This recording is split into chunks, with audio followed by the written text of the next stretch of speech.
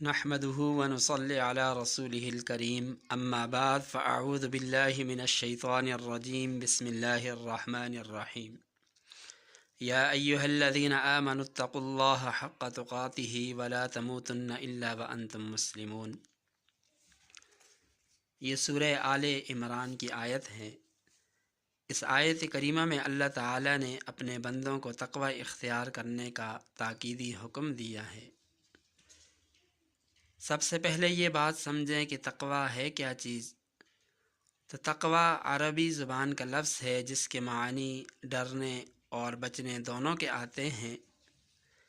تقوی کی مختصر اور جامع تعریف یہ ہے کہ بندہ تمام احکامات خداوندی کو بجا لائے اور تمام قسم کی برائیوں سے بچتا رہے، اسی کا نام تقوی ہے۔ ایک مرتبہ حضرت عمر فاروق رضی اللہ تعالی عنہ نے حضرت ابی بن کعب رضی اللہ تعالی عنہ سے پوچھا کہ تقوی کیا ہے؟ حضرت ابی بن کعب رضی اللہ تعالی عنہ نے فرمایا کہ آپ پہلے میرے ایک سوال کا جواب دیجئے، پھر بتلاؤں گا تقوی کیا ہے۔ اور فرمایا کہ میرا سوال یہ ہے کہ کیا آپ کا کبھی ایسے راستے سے گزر ہوا جس کے دونوں اطراف خاردار کانٹے دار جھاڑیاں ہوں اور درمیان میں بہت تنگ راستہ ہو؟ حضرت عمر فاروق رضی اللہ تعالی عنہ نے فرمایا کہ ہاں، میں ایسے راستے سے گزرا ہوں۔ فرمایا کیسے گزرے ہیں؟ حضرت عمر فاروق رضی اللہ تعالی عنہ نے جواب دیا، بہت دھیان سے اپنے کپڑوں کو سمیٹتے ہوئے کہ کہیں میرا دامن جھاڑیوں میں نہ لگ جائے، کہیں میرے کپڑے کانٹوں میں نہ پھنس جائیں، ایسے بچتے بچاتے ہوئے نکلا ہوں۔ حضرت ابی بن کعب رضی اللہ تعالی عنہ نے فرمایا کہ بس اسی کا نام تقوی ہے کہ اپنے بالغ ہونے سے لے کر موت تک ایسی زندگی گزارنا کہ ہم سے کوئی فرض، کوئی واجب، کوئی سنت، کوئی مستحب عمل نہ رہ جائے، ہر ایک پر اسی درجے میں عمل ہو، اور کوئی حرام کام، مکروہ تحریمی، تنزیہی، خلاف اولا کام ہم سے نہ ہو، ایسے بچتے بچاتے ہوئے زندگی گزارنے کا نام تقوی ہے۔ سامعین محترم، علماء نے تقوی کے کئی درجات بیان فرمائے۔ تقوی کا پہلا درجہ اور ادنیٰ درجہ تو یہ ہے کہ بندہ کفر و شرک سے بچ جائے۔ تقوی کا یہ درجہ فرض اور واجب ہے، لازم ہے ہر ایک کے لیے۔ تقوی کا دوسرا درجہ وہ ہے کہ ایک انسان جیسے کفر و شرک سے بچتا ہے، اسی طرح تمام صغیرہ اور کبیرہ گناہوں سے بھی بچ جائے۔ یہ درجہ بھی ہر مسلمان پر لازم ہے، واجب ہے۔ تقوی کا تیسرا درجہ اور سب سے اعلیٰ درجہ یہ ہے کہ ایک انسان جملہ معاصی سے تو بچتا ہی ہے، لیکن ان کے ساتھ ساتھ مکروہات اور متشابہات سے بھی بچ جائے اور اپنے باطن کو غیر اللہ میں مشغول نہ کرے۔ یہ تقوی کا سب سے اعلیٰ درجہ ہے، اور آیت کریمہ میں اللہ تعالیٰ نے اسی کی طرف اشارہ کرتے ہوئے فرمایا کہ یا ایھا الذین آمنوا اتقوا اللہ حق تقاتہ ولا تموتن الا وانتم مسلمون، کہ اللہ تعالیٰ سے اس طرح ڈرو کہ جس طرح اس سے ڈرنے کا حق ہے۔ دین اسلام میں تقوی کی بہت زیادہ اہمیت اور فضیلت ہے، اس کا مقام بہت اعلیٰ عرفہ ہے، ہر صاحب ایمان کو اس کی شدید ضرورت بھی ہے، کیونکہ دنیا اور آخرت کی فلاح کامیابی اسی پر منحصر ہے۔ اس کے مرتبہ مقام کا اندازہ اس سے لگائیں کہ تقوی کا حکم خود اللہ تعالیٰ نے اگلوں اور پچھلوں کو دیا، اور اس کی نصیحت، وصیت اللہ تعالیٰ نے بذات خود قوموں کو کی۔ اور پھر دوسری بات کہ تقوی کا لفظ اپنی مختلف شکلوں میں قرآن کریم میں 258 بار آیا ہے۔ معلوم ہوا کہ تقوی اختیار کرنا اللہ تعالیٰ کی نظر میں بہت اہم چیز ہے، اسی وجہ سے تو بار بار اس کا تذکرہ کیا جا رہا ہے، حکم دیا جا رہا ہے۔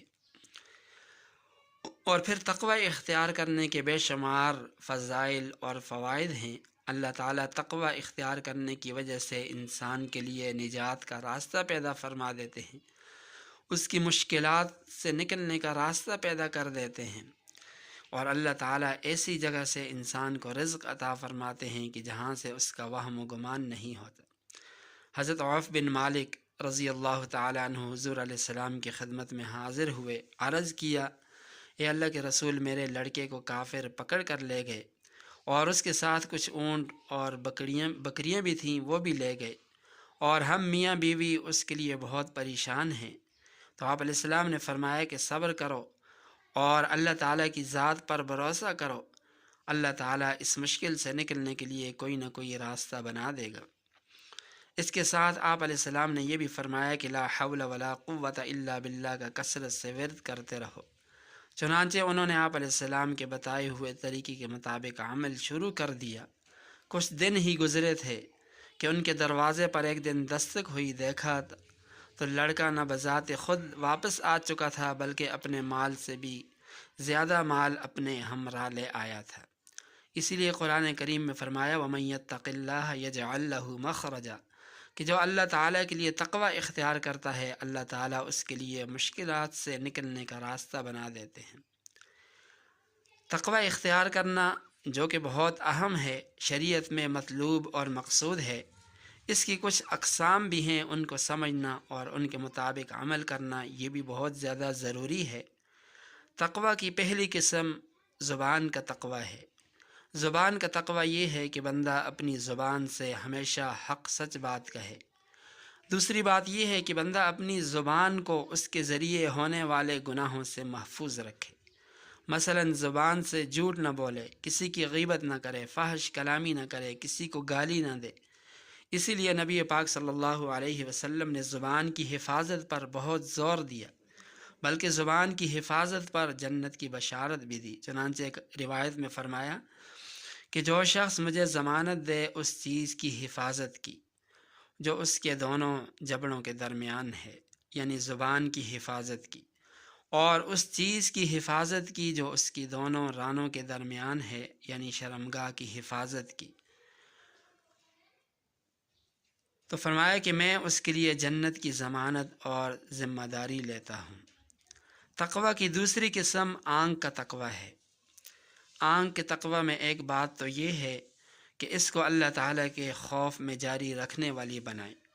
حدیث پاک میں آتا ہے، آپ علیہ السلام نے فرمایا 3 افراد کی آنکھیں جہنم کو نہیں دیکھیں گی۔ ایک وہ آنکھ جس نے اللہ تعالیٰ کی راہ میں پہرا دیا، دوسری وہ آنکھ جو اللہ تعالیٰ کے خوف سے روئی، اور تیسری وہ آنکھ جو اللہ تعالیٰ کی حرام کردہ چیزوں سے باز رہی۔ آنکھ کے تقوی میں یہ بات بھی داخل ہے کہ بندہ اپنی آنکھ کو اجنبی اور غیر محرم پر اٹھنے سے بچائے۔ نبی پاک صلی اللہ علیہ وسلم نے فرمایا آنکھیں بھی زنا کرتی ہیں، اور آنکھوں کا زنا دیکھنا ہے، یعنی غیر محرم اجنبی کی طرف دیکھنا، یہ آنکھوں کا زنا ہے، اس سے بھی بچنا چاہیے۔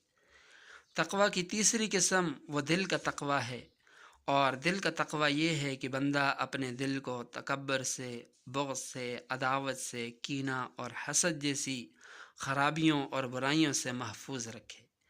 دل کی برائیوں میں سب سے خطرناک برائی حسد ہے۔ یہی پہلا گناہ ہے جو آسمان میں بھی ہوا، اور یہی پہلا گناہ ہے جو زمین میں بھی ہوا۔ نبی پاک صلی اللہ علیہ وسلم نے فرمایا کہ پچھلی امتوں کی بیماری تمہارے اندر سرایت کر جائے گی، یعنی حسد اور بغض، اور وہ ایسی بیماری ہے جو موننے والی ہے۔ فرمایا میں یہ نہیں کہتا کہ وہ بالوں کو مونتی ہے، بلکہ دین کا صفایا کر دیتی ہے۔ تو حسد کی وجہ سے آدمی کے دین کا صفایا ہو جاتا ہے، اس سے بھی اپنے آپ کو بچانا چاہیے۔ تقوی کی چوتھی قسم ہے عبادت کا تقوی۔ عبادت کا تقوی یہ ہے کہ بندہ عبادت کو خالصتاً اللہ تعالیٰ کے لیے کرے، اس میں نام، نمود، ریاکاری، شہرت نہ ہو، اس کے ساتھ کسی اور کی نیت نہ کرے۔ نبی پاک صلی اللہ علیہ وسلم کے اخیر زمانہ میں حضرت جبرائیل علیہ السلام انسانی شکل میں ایک مرتبہ حاضر ہوئے تھے، چند سوالات کیے تھے، اور نبی پاک صلی اللہ علیہ وسلم نے ان کے ان سوالوں کے جوابات مرحمت فرمائے تھے۔ اس حدیث کو حدیث جبرائیل کے نام سے جانا جاتا ہے۔ ان سوالوں میں ایک سوال یہ تھا کہ جبرائیل امین نے سوال کیا کہ احسان کیا ہے؟ تو نبی پاک صلی اللہ علیہ وسلم نے فرمایا کہ تم اللہ تعالیٰ کی عبادت ایسے کرو گویا تم اللہ تعالیٰ کو دیکھ رہے ہو، یا یہ خیال کرو کہ اللہ تعالیٰ ہمیں دیکھ رہا ہے۔ یہ عبادت کا تقوی ہے۔ بہرحال تقوی بہت بڑی دولت ہے۔ تقوی اختیار کرنا دنیا اور آخرت کی فلاح اور کامیابی کا ذریعہ ہے۔ تقوی اختیار کرنا چاہیے اور تمام قسم کی نافرمانیوں، چاہے وہ صغیرہ گناہ ہوں کبیرہ گناہ ہوں، ان سے اجتناب کرنا چاہیے۔ اللہ تعالی ہمیں تقوی کی دولت سے مالا مال فرمائے۔ وآخر دعوانا ان الحمد للہ رب العالمین۔